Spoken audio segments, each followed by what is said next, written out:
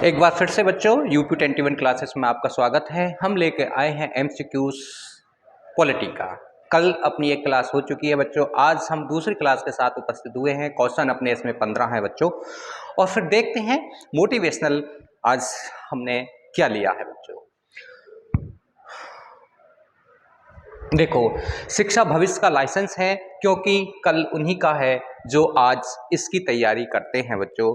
अगर आप किसी भी एग्जाम की तैयारी नहीं करेंगे या प्रिपेयर नहीं करेंगे तो आपको रिजल्ट नहीं होगा, आपका रिजल्ट नहीं होगा या आपको वो फल नहीं मिल पाएगा जिसकी आप अपेक्षा करते हैं बच्चों। क्योंकि तैयारी हमें करनी है तो जम के तैयारी करनी है, कठिन परिश्रम के साथ हमें आगे बढ़ना है। जब तक हम अपने लक्ष्य को हासिल नहीं करते तब तक हमें कंटिन्यू चलते रहना है बच्चों। तो यही है शिक्षा भविष्य का लाइसेंस है। तो लाइसेंस उसी का तो होगा जो लर्निंग, जो मेहनत करेगा, जो कठिन परिश्रम करेगा। और फिर क्या है, क्योंकि कल उन्हीं का है जो आज इसकी तैयारी करते हैं, और जो तैयारी नहीं करते तो उनका क्या है, तो भविष्य में कुछ होने वाला तो है नहीं। अब देखते हैं अपने एमसीक्यूज बच्चों।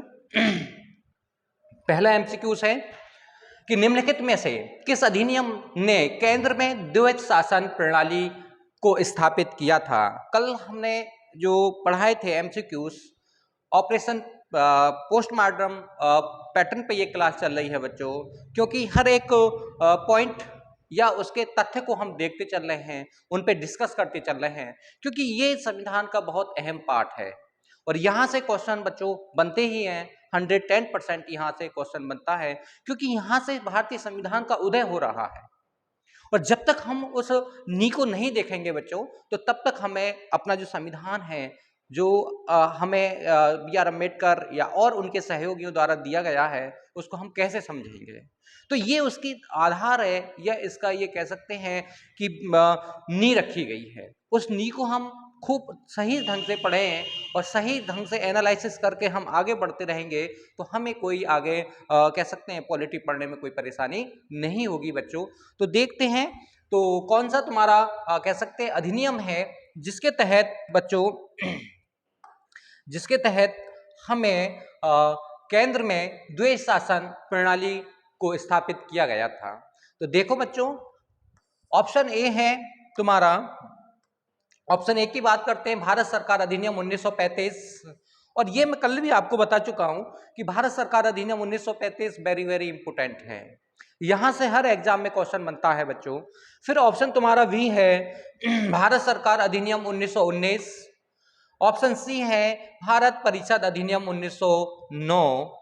और ऑप्शन डी है बच्चों भारत परिषद अधिनियम 1892। तो ये बहुत इंपोर्टेंट है बच्चों, और इंपोर्टेंट के साथ हम आगे बढ़ते हैं। पहले हम इसके ऑप्शन की कह सकते हैं, पहले हम इसके क्वेश्चन की बात कर लेते हैं बच्चों। तो क्वेश्चन का आंसर क्या होगा, मतलब किस आंसर इसका कौन सा सही है। सबसे पहले इसका आंसर है बच्चों option A. Option A, Bharat सरकार अधिनियम 1935 में द्वैध शासन कहां केंद्र में बात की गई है। कहां पे बात की गई है बच्चों, केंद्र में एक बात की गई है। तो केंद्र में अधिनियम 1935 के तहत स्थापित किया गया था, है ना। अब आता है भारत सरकार अधिनियम 1919। 1919 की अगर हम बात करते हैं बच्चों, भारत सरकार अधिनियम 1919 की, तो ये किसकी बात करता है, ये द्वैध शासन जो बात करता है, द्वैध शासन की, ये राज्यों की बात करता है। किसकी बात करता है बच्चों, ये राज्यों की बात करता है कि राज्यों में द्वैध शासन की शुरुआत की गई थी तो किस अधिनियम के तहत की गई थी, तो भारत सरकार अधिनियम 1919 के तहत की गई थी बच्चों। और मैं तुम्हें बता दूं कि 1919 में पहली बार क्या किया गया था, प्रत्यक्ष चुनाव प्रणाली को अपनाया गया था। तो भारत में पहली बार, भारत में अगर हम पहली बार बात करते हैं प्रत्यक्ष चुनाव प्रणाली किस अधिनियम के तहत अपनाया गया था, तो भारत सरकार अधिनियम 1919 के तहत। तो भारत में कब, भारत में प्रत्यक्ष चुनाव प्रणाली, प्रत्यक्ष चुनाव प्रणाली किसके तहत अपनाई गई थी, तो भारत शासन अधिनियम 1919 के तहत अपनाया गया था बच्चों। अब आते हैं कि 9, ये जो 1909 है मिंटो मार्लो सुधार अधिनियम, ये सिर्फ और सिर्फ बात करता है बच्चों, तुम्हारी बात करता है सांप्रदायिकता की। मुस्लिमों के लिए अलग से चुनाव प्रणाली की शुरुआत की गई थी। तो जो मुस्लिम हैं या अल्पसंख्यक थे उनके लिए इसमें अलग कह सकते हैं चुनाव प्रणाली की बात की गई थी। हम बात करते हैं बच्चों अगले क्वेश्चन, अगला तुम्हारा है भारत परिषद अधिनियम 1892। ये इंपोर्टेंट है थोड़ा, इससे एक क्या क्या फैक्ट इसके बनते हैं बच्चों, इसके फैक्ट पे हम बात कर लेते हैं 1892 के फैक्ट पे। तो क्या हुआ था,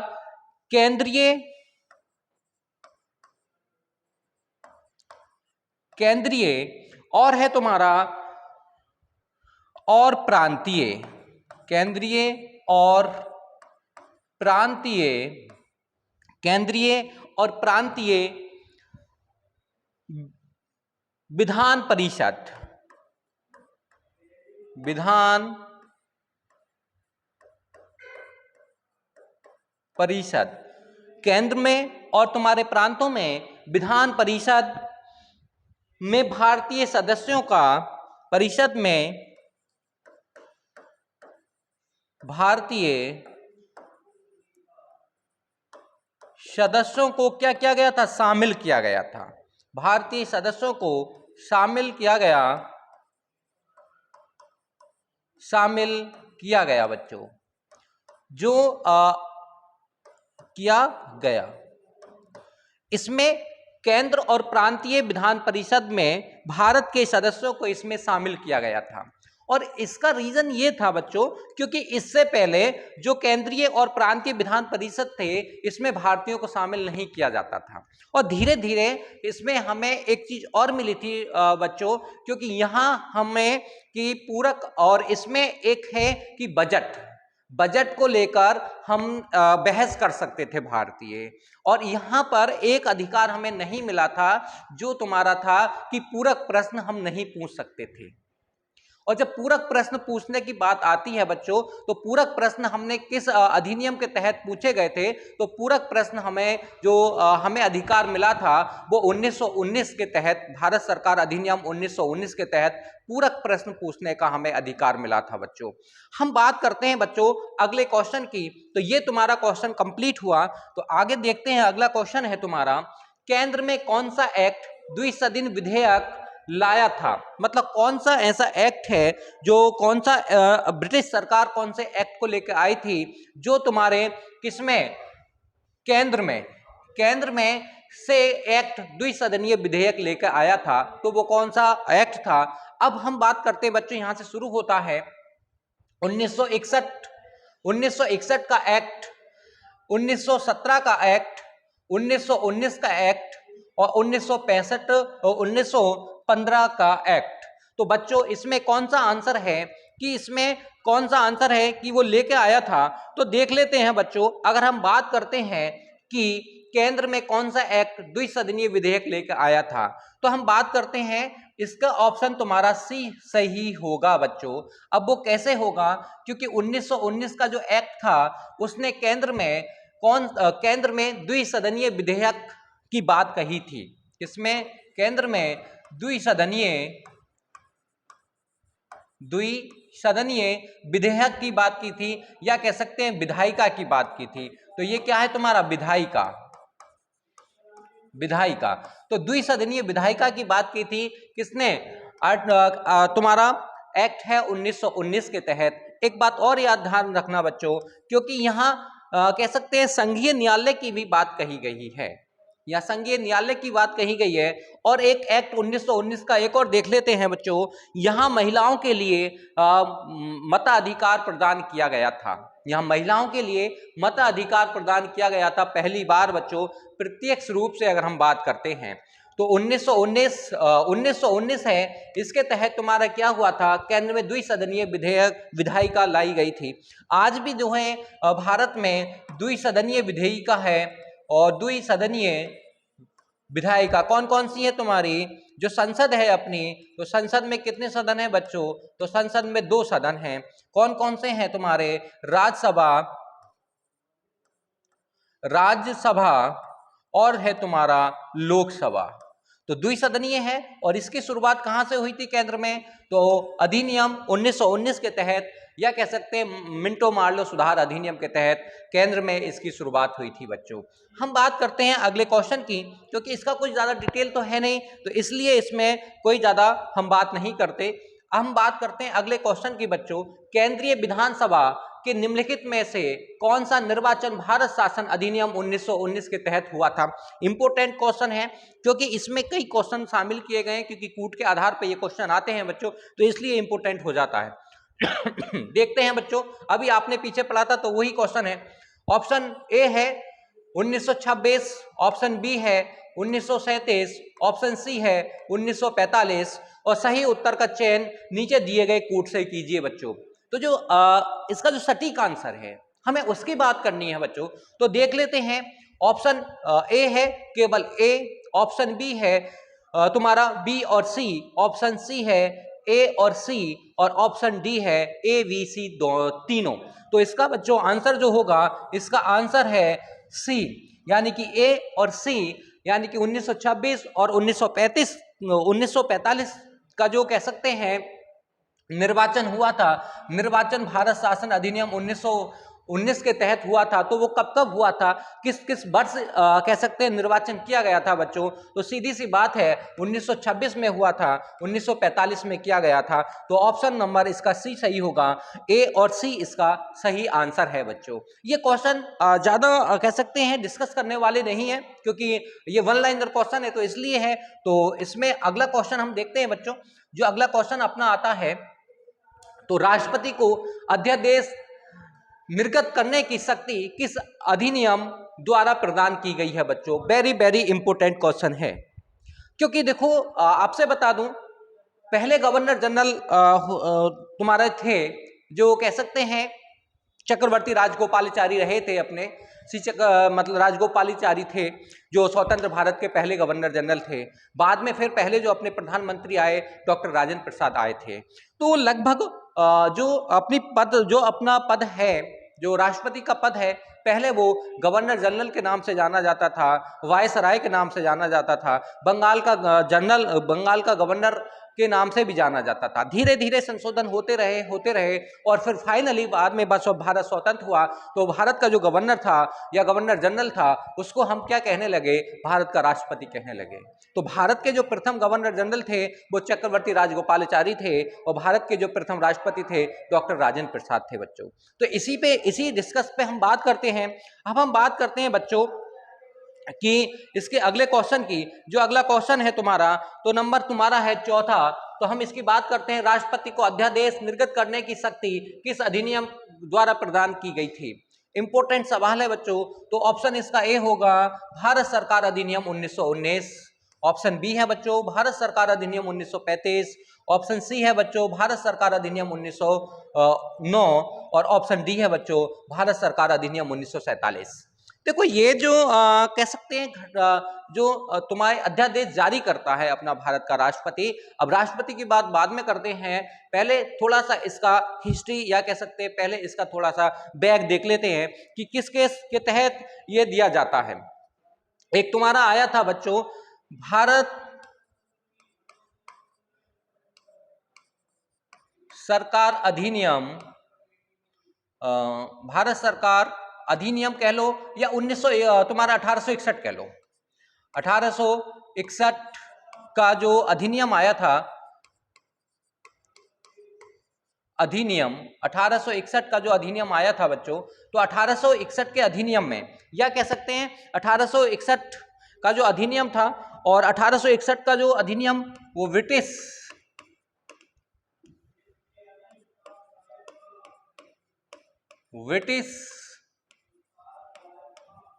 सरकार द्वारा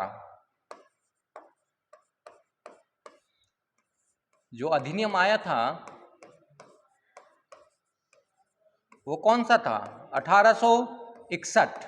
1861 का जो अधिनियम आया लॉर्ड कैनिंग के समय में आया था, और क्योंकि लॉर्ड कैनिंग भारत के प्रथम वायसराय थे, तो लॉर्ड कैनिंग को जो अधिकार मिला था, या कह सकते हैं जो तुम्हारा वायसराय था लॉर्ड कैनिंग, तो लॉर्ड कैनिंग को जो अधिकार मिला था क्या अध्यादेश जारी करने का। तो अध्यादेश जारी करने का जो लॉर्ड कैनिंग को अधिकार मिला वो 1861 कह सकते हैं अधिनियम 1861 के तहत मिला था बच्चों, और वही प्रक्रिया आज भी चलती चली आ रही है। तो यहाँ राष्ट्रपति की हम बात करते हैं तो ये तुम्हारा इसका बैक हुआ, या कह सकते हैं कुछ इससे तथ्य इसका एस्थेटिक पार्ट हुआ। अगर हम बात कर लेते हैं अधिनियम की, तो किस अधिनियम के तहत तुम्हारा ये अधिकार दिया जाता है बच्चों, तो किस अधिनियम के तहत दिया जाता है, तो इसका अधिनियम है भारत सरकार अधिनियम 1935। और भारत सरकार अधिनियम 1935 के तहत राष्ट्रपति क्या कर सकता है, अध्यादेश जारी कर सकता है। तो राष्ट्रपति अध्यादेश अधिनियम 1935 के तहत क्या करता है। अगर हम इसके स्टैटिक पार्ट की अगर हम बात करते हैं बच्चों, तो वो क्या है, लॉर्ड कैनिंग भारत के प्रथम वायसराय थे। 1861 का अधिनियम आया, उसके तहत वायसराय भारत में क्या जारी कर सकता था, एक अध्यादेश जारी कर सकता था। तो वही तुम्हारा क्वेश्चन है। तो भारत सरकार अधिनियम 1935 के तहत राष्ट्रपति क्या करता है, अपना अध्यादेश जारी करता है। अगर हम इसकी बात करें कि करंट में अगर हम बात करते हैं भारतीय संविधान में जो अध्यादेश जारी करता है, तो अध्यादेश जारी राष्ट्रपति किस अनुच्छेद के तहत करता है, तो भारतीय संविधान के अकॉर्डिंग जो जारी करता है तो वो कौन से अनुच्छेद के तहत करता है बच्चों, जो राष्ट्रपति जारी करता है वो किस अनुच्छेद के तहत करता है, तो अनुच्छेद है तुम्हारा बच्चों, तुम्हारा अनुच्छेद है 123 के तहत राष्ट्रपति क्या करता है, तुम्हारा अध्यादेश जारी करता है। करंट की अगर हम बात करें तो बच्चों इसमें पिछला भी तुम्हारा कह सकते हैं स्टैटिक पार्ट भी तुम्हारा हुआ, लॉर्ड कैनिंग के बारे में बताया गया और प्लस राष्ट्रपति के बारे में बताया गया। इसकी शुरुआत भारत सरकार अधिनियम 1935 के तहत की गई, और भारत का राष्ट्रपति जो अपने भारतीय संविधान है किसके तहत अध्यादेश जारी करता है, तो आर्टिकल 123 के तहत वो जारी करता है बच्चों। फिर आगे डिस्कस करते हैं। अगला क्वेश्चन है, निम्नलिखित में से किस अधिनियम द्वारा संवैधानिक निरंकुशता का सिद्धांत किससे लिया गया था। संवैधानिक निरंकुशता का कह सकते हैं सिद्धांत कहां से लिया गया था, वेरी वेरी इंपोर्टेंट सवाल है बच्चों, और वेरी वेरी इंपोर्टेंट है। अब हम आगे की बात करते हैं कि ऑप्शन ए है भारत काउंसिल अधिनियम 1919, ऑप्शन बी है भारत सरकार अधिनियम 1919, ऑप्शन सी है भारत सरकार अधिनियम 1935, और ऑप्शन डी है बच्चों भारत स्वतंत्रता अधिनियम 1947। तो इसका तो कोई इसमें संबंध है ही नहीं, क्योंकि जब ये शुरुआत हुई थी तब ये भारत स्वतंत्रता अधिनियम 1947 था ही नहीं बच्चों। हम बात करते हैं इस पे सीधे सीधे आंसर की, तो आंसर इसका है तुम्हारा बच्चों भारत सरकार अधिनियम 1935। अगर भारत सरकार अधिनियम 1935 की अगर हम बात करें तो इसमें बहुत चीजें हैं, क्योंकि कल भी मैंने बताया था कि भारतीय संविधान में इसका हिस्सा 70% है, हमने मात्र 30% अदर्स कंट्रियों से लिया है बच्चों। तो हम बात करते हैं निरंकुशता सिद्धांत की, तो कि यहां से इसमें लिया गया है, हम बात करते हैं आर्टिकल वो तुम्हारा भारत काउंसिल अधिनियम 1919, तो ये तुम जानते हो क्योंकि लॉर्ड घूम के वही आ रहे हैं, क्योंकि ये इंपोर्टेंट है बच्चों। 1909 की बात करते हैं, 1919 की बात करते हैं, और भारत स्वतंत्रता अधिनियम 1947 की बात कर चुके हैं। इन पे हम बार बार डिस्कस नहीं करना चाहते क्योंकि समय वेस्ट होता है। हम बात करते हैं बच्चों अगले क्वेश्चन की। भारत के संविधान में केंद्र और राज्य के बीच किया गया शक्तियों का विभाजन इनमें से उल्लेखित योजना पर आधारित था। ये योजना कह लो या अधिनियम कह लो बच्चों, वो किस पर आधारित था कि केंद्र और राज्यों के बीच शक्तियों का जो विभाजन किया गया है, अनुसूची नंबर तुम्हारी 7 में है समवर्ती सूची। तो ये सब तुम्हारा किया गया, केंद्र और राज्य के बीच में जो विभाजन किया गया है शक्तियों का, वो कहां से लिया गया और कहां से शुरुआत हुई थी उसकी, और किस अधिनियम के तहत किया गया था बच्चों। तो देखते हैं, ऑप्शन ए है मार्लो मिंटो सुधार अधिनियम 1909, सांप्रदायिकता के लिए जाना जाता है, बात खत्म। फिर है तुम्हारा ऑप्शन बी है माउंटेन चेम्सफोर्ड 1919, ये जो तुम्हारा अधिनियम है इसने राज्यों में द्विशासन की बात की थी और संघीय न्यायालय वगैरह की बात इसमें की थी, और महिलाओं के लिए भी क्या मताधिकार की बात की थी और प्रत्यक्ष रूप से भारत में चुनाव प्रणाली का कह सकते हैं आयोजन किया गया था। तो यह अधिनियम 1919 के तहत किया गया था बच्चों। हम बात करते हैं ऑप्शन सी है भारत सरकार अधिनियम 1935, वेरी वेरी इंपोर्टेंट है बच्चों। हम बात करते हैं ऑप्शन डी की भारतीय स्वतंत्रता अधिनियम 1947। स्वतंत्रता अधिनियम जहां भी मिले वहां तो इसका कोई औचित्य है भी नहीं बच्चों। तो हम बात करते हैं अगले क्वेश्चन की। तो जो अगला क्वेश्चन है अपना, तो इसका जो आंसर होगा वो आंसर तुम्हारा सी होगा बच्चों। और वो सी क्या है? भारत सरकार अधिनियम 1935, केंद्र और राज्यों के बीच शक्तियों का जो विभाजन किया गया है वो कहां से किया गया? भारत सरकार अधिनियम 1935 के तहत किया गया था बच्चों। हम बात करते हैं कि ये 7वीं अनुसूची में वर्णित है। अगर भारतीय संविधान की अगर हम बात करें तो केंद्र और राज्य के बीच शक्तियों का विभाजन तो किस अनुसूची में है? 7वीं अनुसूची में, जैसे समवर्ती सूची वगैरह हम कहते हैं। तो हम बात करते हैं बच्चों अगले क्वेश्चन की।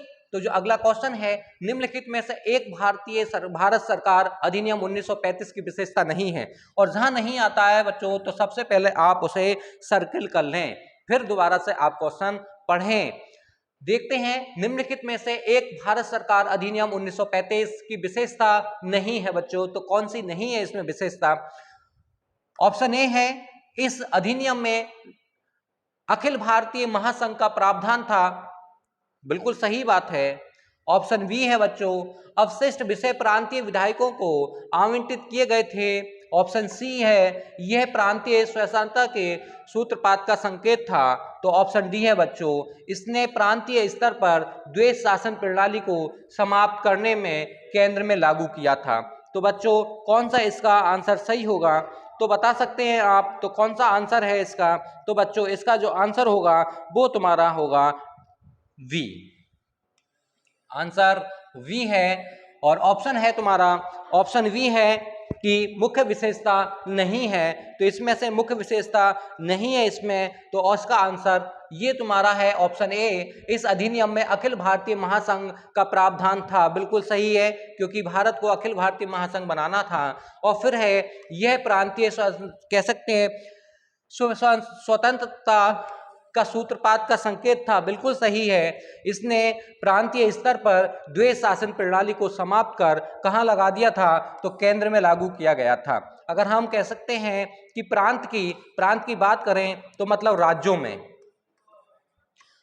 राज्यों में जो लगा था 1919 के तहत लगा था। और तुम्हारे केंद्र की अगर हम बात करते हैं तो 1935 भारत सरकार अधिनियम 1935 के तहत तुम्हारा कहां राज्यों में लागू किया गया था बच्चों। तो ये क्वेश्चन था और 1935 की विशेषताओं के बारे में ये बताया है बच्चों।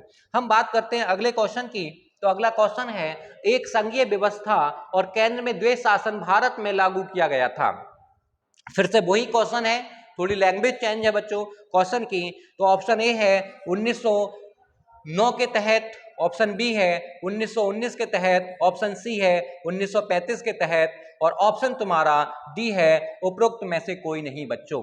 तो वो कौन सा है क्वेश्चन जिसमें कि एक संघीय व्यवस्था और केंद्र में शासन भारत में लागू किया गया था? तो किसके तहत ये लागू किया गया था बच्चों? तो जो इसका ऑप्शन होगा वो तुम्हारा होगा सी, क्योंकि भारत सरकार अधिनियम 1935 से बहुत क्वेश्चन बनते हैं, इसलिए ये इंपॉर्टेंट है बच्चों। तो देख लेते हैं एक बार फिर से। 1909 का संप्रदाय से संबंधित है। 1919 का तुम्हारा 1919 में इसने प्रांतों में द्वैध शासन की शुरुआत की थी बच्चों, और संघीय न्यायालय वगैरह इसके कह सकते हैं 1919 में इसने तुम्हारे राज्यों में द्वैध शासन की बात कही। 1935 में भारत सरकार अधिनियम 1935 काफी जो 1773 से लेके और 1935-34 तक के जितने भी अधिनियम आए उनको सबको इंक्लूड कर दिया गया था बच्चों। अगले क्वेश्चन की हम बात करते हैं। जो अगला क्वेश्चन है अखिल भारतीय महासंघ स्थापित करने का प्रावधान शामिल किया गया था। ये दोबारा से वही क्वेश्चन रिपीट हुआ है बच्चों अभी जो आप पीछे पढ़ चुके हैं। तो ऑप्शन ए है भारत सरकार अधिनियम 1935, ऑप्शन बी है अगस्त प्रस्ताव 1940, इसका कोई मतलब नहीं है। ऑप्शन सी है बच्चों भारत सरकार अधिनियम 1919, तो इसका भी कोई औचित्य नहीं है। कैबिनेट मिशन प्रस्ताव 1946, जब महासंघ था ही नहीं तो ये कैबिनेट मिशन प्रस्ताव 1946 की हम बात करते ही नहीं, तो इसके लिए ये भी तुम्हारा ऑप्शन गलत है। तो बच्चों इसका जो ऑप्शन है भारत सरकार अधिनियम 1935 के तहत किया गया है। और भारत सरकार अधिनियम 1935 की अगर हम बात करते हैं तो इसमें बहुत कुछ है और आगे एक दिन डिटेल से क्लास होगी भारत सरकार अधिनियम 1935 के ऊपर ही। तो इसका जो आंसर होगा बच्चों वो ऑप्शन ए होगा, भारत सरकार अधिनियम 1935। अगर अखिल भारतीय महासंघ की अगर कहीं बात आती है तो आप सीधे सीधे भारत सरकार अधिनियम 1935 की बात करेंगे और किसी की नहीं करेंगे बच्चों। अगले क्वेश्चन पर हम आते हैं। तो अपना अगला क्वेश्चन है कि 1935 के अधिनियम द्वारा स्थापित संघ में अवशेष शक्तियां किसको दी गई थी। तो बच्चों एक बार ये क्वेश्चन अच्छा है तो डिस्कस करेंगे इस क्वेश्चन पे हम। ऑप्शन ए है संघीय विधान पालिकाओं को, ऑप्शन बी है प्रांतीय विधान मंडल को, ऑप्शन सी है गवर्नर जनरल को, ऑप्शन डी है बच्चों प्रांतीय गवर्नर को। तो 1935 के अधिनियम के द्वारा 1935 अधिनियम के द्वारा अगर हम बात करते हैं इसकी, तो इसमें हम जो बात करते हैं तो इसे किसे शक्तियां दी गई हैं बच्चों, तो किसको शक्तियां दी गई हैं इसके तहत, तो अगर हम बात करें तो गवर्नर को दी गई थी बच्चों। तो ऑप्शन नंबर सी होगा, गवर्नर जनरल को 1935 के अधिनियम द्वारा स्थापित संघ में जो अवशेष शक्तियां हैं वो किसे दी गई, वो गवर्नर जनरल को दी गई थी बच्चों। लॉर्ड इरविन वगैरह ये जो तुम्हारे उस समय जो पूर्वकालिक या जो उस समय के गवर्नर थे तो वो सब उन्हें पूरी शक्तियां दी गई थी कि अधिनियम के द्वारा 1935 में इन्हें शक्तियां दी गई थी। तो संघीय पालिकाओं को भी नहीं दी गई थी, प्रांतीय विधानमंडल को भी नहीं दी गई थी और प्रांतीय गवर्नरों को भी नहीं दी गई थी। वो सिर्फ किसको दी गई थी, गवर्नर जनरल को दी गई थी बच्चों। आगे के क्वेश्चन पे हम डिस्कस करते हैं। तो जो अगला क्वेश्चन है अपना, निम्नलिखित में से कौन सा एक भारत शासन अधिनियम 1935 में स्वीकार किया हुआ है महत्वपूर्ण और स्थायी अवयव नहीं है। ये बस जहां अगर आप नहीं आए तो समझ लो दोबारा से सर्कल करें कि ना तो क्वेश्चन गलत होने के चांस ज्यादा रहते हैं बच्चों, इसलिए मैं दोबारा ये बात दोहराता हूं। तो निम्नलिखित में से कौन सा एक भारत शासन अधिनियम 1935 में स्वीकार किया हुआ है महत्वपूर्ण और स्थायी अवयव नहीं है। तो बच्चों कौन सा नहीं है तो देख लेते हैं क्योंकि इंपोर्टेंट सवाल है ये। तो ऑप्शन ए है देश के लिए लिखित संविधान, ऑप्शन बी है विधानमंडल के लिए निर्वाचित एवं जवाबदेही प्रतिनिधि, ऑप्शन सी है संघ और राज्य की योजना पर विचार, और ऑप्शन डी है बच्चों विधानमंडल के लिए सरकारी सदस्यों का समाचित किया जाना। ये इंपोर्टेंट सवाल है क्योंकि 1935 का कह सकते हैं क्या उद्देश्य नहीं था इसमें, तो बाकी सब कुछ उद्देश्य था बच्चों देश के लिए लिखित संविधान, देश के लिए लिखित संविधान। अगर हम लिखित संविधान की बात करते हैं तो इसमें ऐसा कुछ नहीं था क्योंकि ये देश के लिए लिखित संविधान नहीं था। अपना जो संविधान बना वो तुम्हारा कह सकते हैं 1946 से कैबिनेट मिशन की स्थापना की गई थी या कैबिनेट मिशन के तहत संविधान सभा की स्थापना की गई। तो लगभग 2 वर्ष 18 माह का समय भारतीय संविधान बनने में लगा था और फिर ये नहीं था, बाकी सब कुछ था। 1935 में देश के लिए लिखित संविधान नहीं था बच्चों, क्योंकि इससे हम सिर्फ ये टेम्पररी रूप से इसे अपना रहे थे, क्योंकि 1935 से जो कह सकते हैं 1935 से और 1947 तक जो हमने अंतरिम मंत्रिमंडल का गठन किया गया, ये जो शासन चला वो किसके तहत चला गया था बच्चों, वो भारत सरकार अधिनियम 1935 के तहत चलाया गया था। क्योंकि अपना कुछ था ही नहीं, तो धीरे धीरे जब संविधान अपना बना और अंगीकार हुआ 26 नवंबर 1949 को, तो भारतीय संविधान के लगभग 15 अनुच्छेद उस समय लागू हो गए थे बच्चों। तो यही बात है कि इसमें क्या नहीं था, तो देश के लिए लिखित संविधान नहीं था, बाकी सब था। विधानमंडलों पे हम बात कर चुके हैं, निर्वाचन प्रतिनिधि पे भी हम बात कर चुके हैं क्योंकि 1892 का जो संविधान वो कह सकते हैं अधिनियम था। हम राज्य और संघ के बीच की बात करते हैं, तो राज्य और संघ की अगर हम बीच करें तो भारत सरकार अधिनियम 1935 में ये बात कही गई है, शक्तियों का विभाजन भी हो रखा है बच्चों। अगर हम विधानमंडल के सदस्यों के लिए सरकारी सदस्यों का समाचित किया जाना, यानी जो कह सकते हैं सरकारी जो सदस्य थे, जो कह सकते हैं ब्रिटिश सरकार के सदस्य थे, उन्हीं को सरकारी कहा जाता था, भारतीयों को सरकारी नहीं कहा जाता था। तो बस ये तुम्हारे ABCD ये तुम्हारे के तीनों तीनों हैं, और इसमें नहीं है तो वो कौन सा नहीं है? देश के लिए लिखित संविधान नहीं था बच्चों। हम बात करते हैं अगले क्वेश्चन की, और अपना जो होगा 1935 का गवर्नर ऑफ इंडिया एक्ट क्यों महत्वपूर्ण है? हाँ, इस पे हम बात करते हैं कि 1935 गवर्नर ऑफ इंडिया एक्ट क्यों महत्वपूर्ण है, क्यों इसकी भूमिका सबसे ज्यादा है, क्यों भारतीय संविधान में ये कितने परसेंट है? भारतीय संविधान में ये 70% ये अपना हिस्सा रखता है। क्यों रखता है, क्या इसमें ऐसी विशेषता है? आइए देख लेते हैं बच्चों। ये भारतीय संविधान का प्रमुख स्रोत है। हाँ बिल्कुल सही है। इसके द्वारा भारत को स्वतंत्रता मिली? भाई नहीं मिली।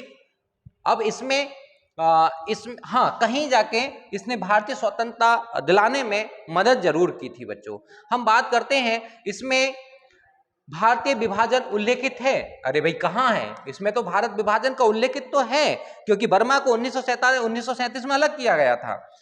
1937 में जो रंगून जिसकी राजधानी होती थी वर्मा, तो बर्मा को अलग किया गया था बच्चों 1937 में, और इसी अधिनियम के तहत किया गया था। यह भी हो सकता है। हम बात करते हैं इसके द्वारा रियासतों को इसके द्वारा रियासतें समाप्त हुई थी बच्चों, तो इसके द्वारा क्या रियासतें समाप्त हुई थी? अब इसमें जो है, तो हम बात करते हैं इसके ऑप्शन की, तो ऑप्शन दोबारा से आप क्वेश्चन पढ़ें क्योंकि इंपोर्टेंट सवाल है। क्योंकि 1935 का गवर्नर ऑफ इंडिया एक्ट क्यों महत्वपूर्ण है? तो बच्चों क्यों महत्वपूर्ण है? यह भारतीय संविधान का प्रमुख स्रोत है, वो तो है। और ऑप्शन है बी, इसके द्वारा भारत को स्वतंत्रता मिली? भाई कहीं जाके इसने मदद तो की पर पूर्णता नहीं मिली। ऑप्शन सी है बच्चों, इसमें भारत विभाजन उल्लेखित है। पर हाँ, एक दृष्टि से देखा जाए तो बर्मा का जो कह सकते हैं बर्मा को जो अलग किया गया था वो 1937 के तहत ही किया गया था। पर इसका जो क्वेश्चन ये बोल रहा है इसलिए हम इम्पोर्टेंट है, तो इसलिए भी इसका नहीं है। अब ऑप्शन डी देखते हैं, इसके द्वारा रियासतों को समाप्त हुई थी, तो बिल्कुल सही है बच्चों, ये बिल्कुल सही है। तो इसका ऑप्शन तुम्हारा ए होगा। ये भारतीय संविधान का प्रमुख स्रोत है, क्योंकि 70% जो संविधान अपना है वो इसी से लिया गया है बच्चों, इसलिए ये क्वेश्चन इंपोर्टेंट हो जाता है। हम बात करते हैं बच्चों अगले के, निम्नलिखित अधिनियमों में से किस अधिनियम के फलस्वरूप बर्मा भारत से अलग हुआ था? अभी मैंने आपको बताया कि किस अधिनियम के तहत भारत से बर्मा को अलग किया गया था। तो बच्चों भारत से बर्मा को अलग किया गया किस अधिनियम के तहत? तो ऑप्शन ए है Indian counselling act 1919, option B है गवर्नमेंट ऑफ इंडिया एक्ट 1909, और ऑप्शन सी है बच्चों गवर्नमेंट ऑफ इंडिया एक्ट 1935, और ऑप्शन डी है इंडियन इंडिपेंडेंट एक्ट 1947। तो इसका तो बच्चों कोई रोल है ही नहीं कहीं से कहीं तक भी, और इसका भी कोई रोल नहीं है कहीं से कहीं तक भी, और बी का भी कोई रोल नहीं है कहीं से कहीं तक भी। तो ऑप्शन तुम्हारा होगा सी, गवर्नमेंट ऑफ इंडिया एक्ट 1935 के तहत 1937 में कब किया गया था बच्चों बर्मा को अलग? 1937 में बर्मा को भारत से अलग कर दिया गया था। तो जो इसमें क्वेश्चन पूछा है वो तुम्हारा ऑप्शन सी है कि गवर्नमेंट ऑफ इंडिया एक्ट 1935 के तहत इसकी बात चली थी और इसे अलग कर दिया गया था बच्चों। अगर हम बात करते हैं अगले क्वेश्चन की, हाँ एक बार देख लेते हैं बच्चों कि जो तुम्हारा 1935 का इंडिया एक्ट है वो उसमें कुछ तथ्य इंपोर्टेंट है।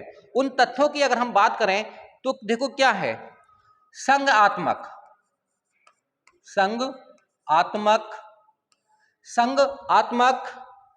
सरकार की स्थापना, संघ आत्मक सरकार की स्थापना,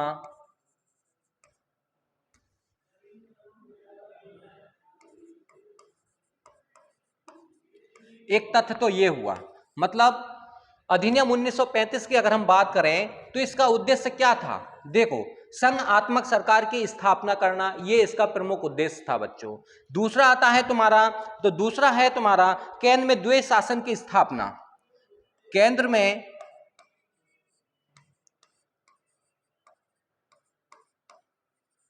द्वैध शासन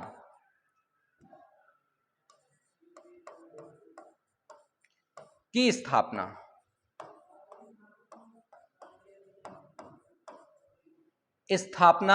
करना बच्चों,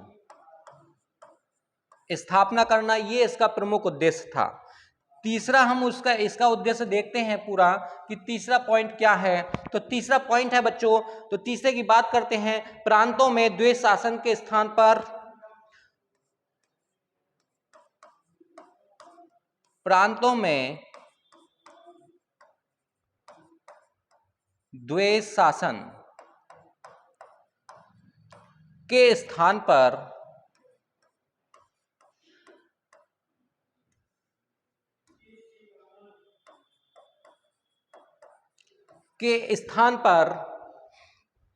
स्वैत शासन लागू करना।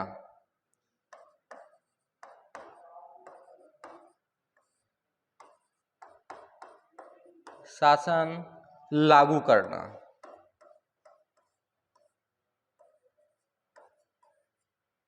लागू करना। और नंबर इसका 4 होगा जो इंपोर्टेंट इसके उद्देश्य है बच्चों। तो अगला है तुम्हारा द्विसदनीय विभाजन मंडल।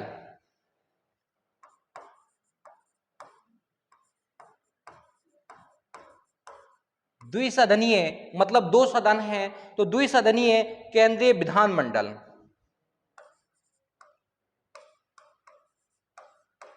केंद्रीय विधानमंडल मंडल का गठन करना। और नंबर 5 है बच्चों, जो इसका नंबर 5 बनता है तो है प्रांतीय शासन व्यवस्था। प्रांतीय शासन व्यवस्था। और नंबर 6 वाला जो नंबर 6 पॉइंट है बच्चों इसका, तो नंबर 6 कौन सा पॉइंट है? प्रांतीय विधानमंडल। प्रांतीय विधानमंडल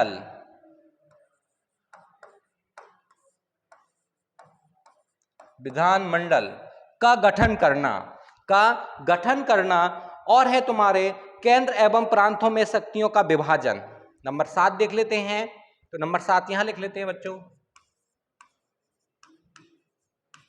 केंद्र एवं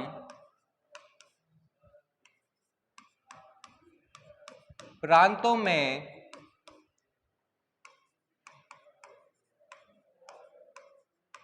शक्तियों का विभाजन। अनुसूची नंबर 7, विभाजन करना। और नंबर 8 इसका पॉइंट बनेगा, तो जो 8वां पॉइंट है बच्चों, शक्तियों का विभाजन। और फिर है फेडरल न्यायालय। फेडरल न्यायालय।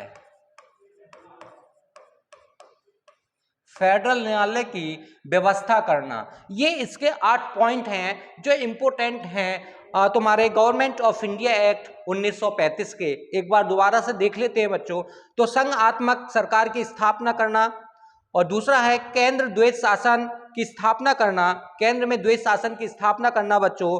फिर है नंबर 3, प्रांतों में द्वैत शासन के स्थान पर स्वतंत्र शासन को लागू करना है। और नंबर 4 है द्विसदनीय केंद्रीय विधानमंडल की स्थापना करना। नंबर 5 है प्रांतीय शासन व्यवस्था करना। नंबर 6 है प्रांतीय विधानमंडल की स्थापना करना। और नंबर 7 है केंद्र एवं प्रांतों में शक्तियों का विभाजन। और नंबर 8 है फेडरल न्यायालय की स्थापना। और फेडरल न्यायालय जैसे कि राज्यों में और जो तुम्हारे जिलों में जो कह सकते हैं न्यायालय होते हैं, उन्हें फेडरल न्यायालय कहते हैं। तो इसकी जो स्थापना करना, तो सबसे ज्यादा जो किसने जोर दिया था, तो इसमें भारत सरकार अधिनियम 1935 में ये बातें की गई थी बच्चों। हम बात करते हैं अगले क्वेश्चन की। तो अगला क्वेश्चन है अपना, निम्नलिखित कथनों पर विचार कीजिए। इंपोर्टेंट सवाल है बच्चों कि 1919 के माउंटेन चैम्सफोर्ड सुधारों में, ये होगा बच्चों, सुधारों में एक किस वर्ष से अधिक आयु के सभी महिलाओं के लिए मताधिकार की कह सकते हैं संतुष्टि की गई थी। मतलब ये जो बताया गया था कि किसे वोट दिया जाएगा और कितनी उम्र में के लिए वोट दिया जाएगा, तो ये सब बातें किसमें की गई थी बच्चों? तो ये सब बातें जो की गई थी ये जो बातें की गई हैं, तो नंबर वी है महिलाओं के लिए मताधिकार की संतुष्टि करना, और नंबर तुम्हारा ऑप्शन वी है 1935 के गवर्नर ऑफ इंडिया एक्ट में विधानमंडल में महिलाओं के लिए आरक्षित स्थानों का प्रावधान किया गया। उपरोक्त कथनों में से कौन सा कथन सही है बच्चों? तो कौन सा सही है बच्चों कथन इसमें? तो अगर हम इसकी बात करते हैं कि कौन सा कथन सही है, तो देखते हैं बच्चों कौन सा कथन सही है इसमें। तो जो हम बात करते हैं ऑप्शन ए है केवल ए, ऑप्शन बी है केवल बी, ऑप्शन सी है ए और बी दोनों, और ऑप्शन डी है ना तो ए है और ना ही तुम्हारा बच्चों वी है। तो इनमें से कौन सा नहीं है? तो इसमें कौन सा नहीं है बच्चों? तो हम बात करते हैं इसमें कौन सा नहीं है, तो इसका ऑप्शन है तुम्हारा वी, इसका ऑप्शन है वी। तो इसमें केवल वी सही है, यानी कि 1935 के गवर्नर ऑफ इंडिया एक्ट में विधानमंडल में महिलाओं के लिए आरक्षित स्थानों का प्रावधान किया गया। और उपयुक्त कथनों में से कौन सा कथन सही है? तो केवल इसमें वी सही है, तो इसका ऑप्शन वी सही होगा। और 1919 के माउंट चैम्सफोर्ड सुधारों में एक वर्ष से अधिक, यानी कि किसी वर्ष से अधिक, तो यहाँ आयु की बात नहीं की गई थी। इसमें 1919 के कह सकते हैं अधिनियम में कोई आयु की बात नहीं की गई थी। तो इसका जो ऑप्शन बी है कि 1935 के गवर्नर ऑफ इंडिया एक्ट में विधानमंडल में महिलाओं के लिए आरक्षित स्थानों का प्रावधान किया गया था। आरक्षित स्थान मतलब जो आरक्षित सीटें हैं, जैसे कि तुम्हारे एससी और एसटी के लिए थी, जो एससी और एसटी और ओबीसी यानी कि इनके लिए आरक्षित पद कर दिए गए थे महिलाओं के लिए, कि ये एससी से आएंगे, ये एससी से आएंगे और ये तुम्हारे ओबीसी से आएंगी। तो तुम्हारा कह सकते हैं ऑप्शन बी सही होगा इसमें बच्चों। हम बात करते हैं कि अगर हम बात करें इसमें जो 1935 का था, 1935 के में अगर हम बात करते हैं कि महिलाओं की अगर हम स्थिति देखते हैं यहाँ पर, तो महिलाओं की स्थिति के बारे में जो बात कही गई है, तो इसमें है तुम्हारा जो 1900 इसमें सभी महिलाओं के लिए, जो 1919 का था उसमें सभी वर्ग के महिलाओं के लिए था, सभी वर्गों के महिलाओं के लिए, सभी वर्गों के महिलाओं के लिए बात की गई थी। पर अधिनियम 1935 में ऐसा नहीं था। और अधिनियम 1935 में क्या था, क्योंकि इस अधिनियम जो तुम्हारा है, तो इसमें दलित वर्ग महिला, या कह सकते हैं दलित वर्ग से संबंधित था, या कह सकते हैं श्रमिकों या श्रमिक महिला, दलित वर्ग और श्रमिक वर्ग से संबंधित था। और तुम्हारा है इसमें जो किया गया था, तो इन्हीं दोनों के लिए रखा गया था, एससी और तुम्हारा एसटी के लिए ये प्रावधान किया गया था। तो बच्चों ऑप्शन इसमें कौन सा है? ऑप्शन तुम्हारा वी है कि 1935 गवर्नर ऑफ इंडिया एक्ट में विधानमंडल में महिलाओं के लिए आरक्षित स्थानों का प्रावधान किया गया। उपरोक्त में से कौन सा कथन सही है? तो इसका वी सही है बच्चों। हम बात करते हैं अगले क्वेश्चन की, और ये इस क्लास का अंतिम क्वेश्चन होगा बच्चों। निम्नलिखित में से किसी एक अधिनियम में भारत में संघीय शासन की व्यवस्था की गई थी। अब संघीय शासन की व्यवस्था की गई है, तो बच्चों देखो 1800 ऑप्शन ए है 1881, 1881 में कुछ ऐसा है ही नहीं। अब आता है ऑप्शन बी है कि 1857, और 1857 की अगर हम बात करेंगे तो यहां पर क्या था, 1857 की क्रांति हुई थी और भारत का वो प्रथम स्वतंत्रता संग्राम था। लॉर्ड कैनिंग भारत के क्या थे, गवर्नर जनरल थे, उनका नाम परिवर्तित करके क्या कर दिया, वायसराय कर दिया गया था बच्चों। तो 1857 का कोई इसमें औचित्य नहीं है।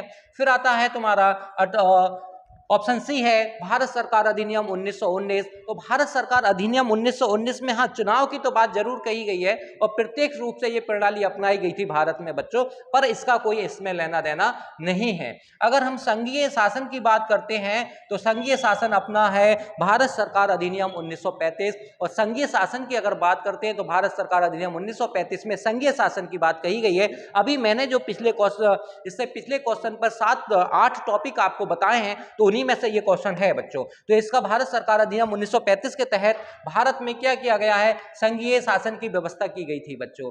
और इसी के साथ ये अपनी क्लास खत्म होती है और आगे हम लेके आते हैं एमसीक्यूज और जो इम्पोर्टेंट सवाल होंगे बच्चों उन्हीं की हम बात करते हैं। और रही बात ये, आप पूरी क्लास जरूर देखें और इसे शेयर भी करें और हमारे चैनल को लाइक और सब्सक्राइब भी करें बच्चों। तो इसलिए आपका बहुत बहुत धन्यवाद।